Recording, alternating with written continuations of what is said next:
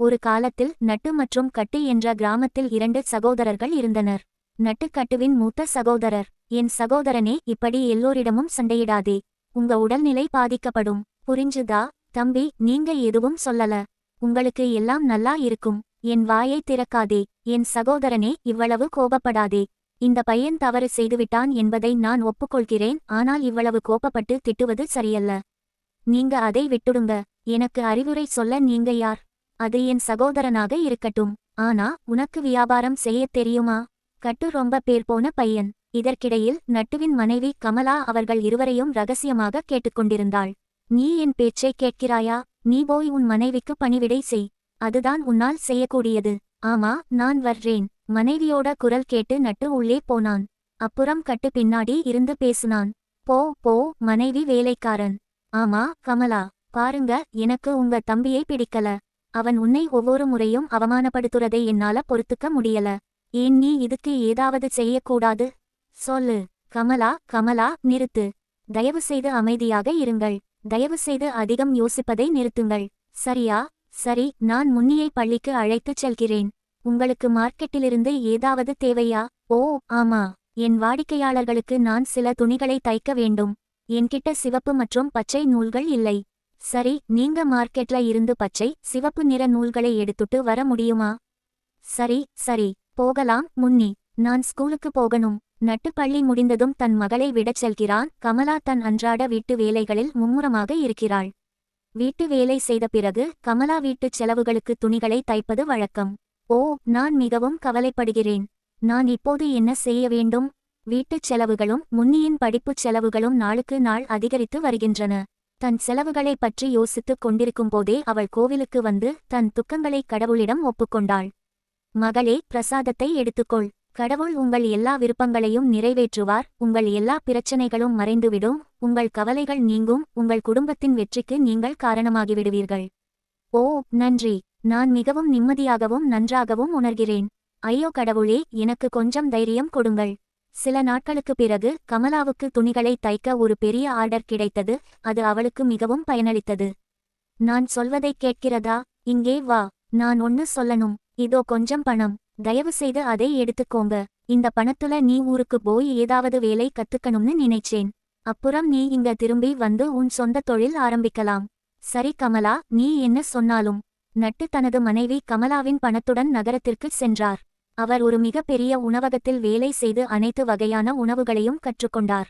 ஆனால் மோமோக்கள் மிகவும் ஈரமாக இருந்தன. இதனால் அவர் மிகவும் பிரபலமானார். மேலும் உணவகத்தின் உரிமையாளர் நட்டுவின் கடின உழைப்பால் மகிழ்ச்சியடைந்தார். நட்டு, என் மகனே, உன் வேலை எனக்கு ரொம்ப பிடிச்சிருக்கு. நீ இந்த வேலையை தொடரணும்னு நான் விரும்புகிறேன். இதோ உன் சம்பளத்தை எடுத்துக்கோ. ஐயா, உனக்கு எப்படி நன்றி சொல்றதுன்னு எனக்கு தெரியல. நட்டு இப்போது புகழும் வேலையும் இரண்டையும் பெற்றதால் மிகவும் மகிழ்ச்சியாக இருந்தார். ஆனால் எந்த காரணமும் இல்லாமல் அவர் திடீரென்று மிகவும் சோகமாகிவிட்டார். முதலாளிக்கு என் வேலை மிகவும் பிடித்திருந்தது. எனக்கும் சம்பள உயர்வு கிடைத்தது. ஆனால் கமலா வேலை கற்றுக்கொண்ட பிறகு கிராமத்தில் சொந்தமாக தொழில் தொடங்க வேண்டும் என்று சொன்னாள். ஐயோ, என்னை எந்த நெருக்கடியில் தள்ளினாய்? நட்டு இதையெல்லாம் யோசித்துக் கொண்டிருந்தபோது உரிமையாளரிடமிருந்து அவனுக்கு அழைப்பு வந்தது. நட்டு, இங்க ஒரு பெரிய பிரச்சனை இருக்கு. நீ போன பிறகு சில கட்டிடக் கலைஞர்கள் வந்தார்கள். இந்த உணவகத்தை உடைத்து ஒரு மால் கட்டப்போறேன்னு சொல்லிட்டு இருந்தாரு. அதனால உன்னை வேலைக்கு எடுக்க முடியாதுன்னு. நட்டு, என்னை மன்னிச்சுடு. எனக்கு ரொம்ப வருத்தமா இருக்கு. நட்டு தன் முதலாளி சொன்னதை கேட்டதும் ஆச்சரியப்பட்டான். அவருக்கு மகிழ்ச்சி மற்றும் துக்கம் இரண்டும் சேர்ந்த உணர்வு இருந்தது. இப்போது நான் என் சொந்த தொழிலை தொடங்க முடியும். நட்டு இப்போது நகரத்திலிருந்து கிராமத்திற்கு வந்திருந்தார். தன் கணவனை தன் முன் பார்த்ததில் கமலா மிகவும் மகிழ்ச்சியடைந்தாள். அவள் நட்டுவிடம், நீ வந்துவிட்டாய். தயவு செய்து உட்காருங்கள். நீ மிகவும் மகிழ்ச்சியாக இருக்கிறாய் என்று சொன்னாள். அதற்கு எனக்கு ஏதோ காரணம் இருக்கிறது. நீங்கள் கேட்கும்போது நீங்களும் மகிழ்ச்சியாக இருப்பீர்கள். நான் பந்தயம் கட்டுவேன். ஓ அப்படியா? அப்படியா? சொல்லு சொல்லு. நட்டு கமலாவிடம் முழு விஷயத்தையும் சொன்னாள். அதை கேட்டு அவள் மிகவும் மகிழ்ச்சியடைந்தாள். ஏய் கேளு, என்ன பண்ண போறோம்னு நான் கேட்க மறந்துட்டேன். சொல்லு. நாம என்ன செய்ய போறோம்னு உனக்கு தெரியும். நாம மோமோஸ் பண்ணுவோம். என்ன? மோமோஸ்னா என்னன்னு எனக்கு தெரியல. மோமோக்கள் மெல்லிய மாவிலிருந்து தயாரிக்கப்படுகின்றன. அவை மோட போல இருக்கும். ஆம், நாம அதை காய்கறிகளால நிரப்புவோம். வறுக்கவும் செய்யலாம்.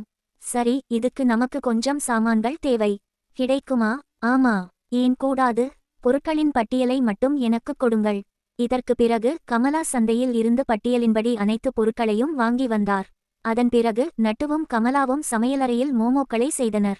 ஹேய் கேளு, இங்க இருக்கிறவங்களுக்கு மோமோஸ் பிடிக்கும்னு நான் தெரிஞ்சுக்கணும். ஹேய், ஏன் கூடாது?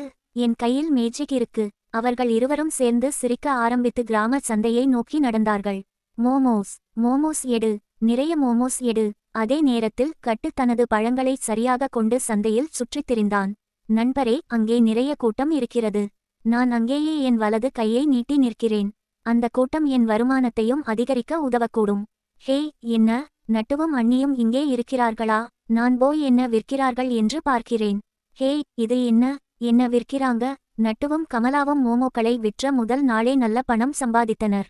நட்டு ஜி, நீங்க கவனிச்சீங்களா? நாங்க நல்ல பணம் சம்பாதிச்சுட்டோம். எனக்கு ரொம்ப சந்தோஷமாவும் ஆச்சரியமாவும் இருக்கு. ஆமா கமலா, நானும் ரொம்ப சந்தோஷமா இருக்கேன். இது ஒரு கனவு மாதிரி. நாங்கள் நினைத்ததை விட அதிகமான நன்மைகள் கிடைத்துள்ளன. என்னால் இன்னும் நம்ப முடியவில்லை. ஆம் ஆம், இன்று நாங்கள் மொத்தம் 9,000 ரூபாய் சம்பாதித்துள்ளோம். ஆமா கமலா, ஆனால் நான் உங்களுக்கு ஒரு விஷயம் சொல்ல விரும்புகிறேன். ஆமா, சொல்லுங்க. கட்டுவோட நிதி நிலைமை சரியா இல்லைன்னு நான் பார்த்துட்டேன். அதனால அவருக்கு பழ வியாபாரத்துல உதவி கிடைக்க கொஞ்சம் உதவி செய்ய நினைச்சேன். ஆனா நட்டு ஜி, கட்டு உங்க முதுகுக்கு பின்னால எவ்வளவு கெட்ட வார்த்தை பேசுறாருன்னு உங்களுக்கு தெரியாது. அவர் உங்ககிட்ட ரொம்ப கெட்ட வார்த்தை பேசுறார். எனக்கு தெரியும் கமலா. ஆனா அவன் என் தம்பி. எல்லா அண்ணன்களுக்கும் இடையே சின்ன சின்ன சண்டைகள் இருக்கும். இதுதான் உனக்கு வேண்டுமென்றால் நான் உன்னை தடுக்க மாட்டேன். என்னை மன்னிச்சுடு தம்பி. நான் ரொம்ப பேசுறவன். என் தப்பை நான் உணர்ந்துட்டேன். நானும் உங்ககிட்ட மன்னிப்பு கேட்டுக்கிறேன். ஓ வேண்டாம், அப்படிச் சொல்லாதே. தயவு செய்து வாருங்கள். என்னை கட்டிப்பிடிச்சுக்கோ. இங்க வா என் தம்பி. கட்டு தன் தவற்றை உணர்ந்து தன் தம்பியிடமும் அண்ணியிடமும் மன்னிப்பு கேட்டான். இருவரும் அவனுக்காக வருத்தப்பட்டு அவனை மன்னித்துவிட்டனர். பின்னர் கட்டு தனது சகோதரனுக்கும் மைத்துனிக்கும் வேலையில் உதவத் தொடங்கினார். அவர்கள் அனைவரும் ஒன்றாகவும் மகிழ்ச்சியாகவும் வாழத் தொடங்கினர்.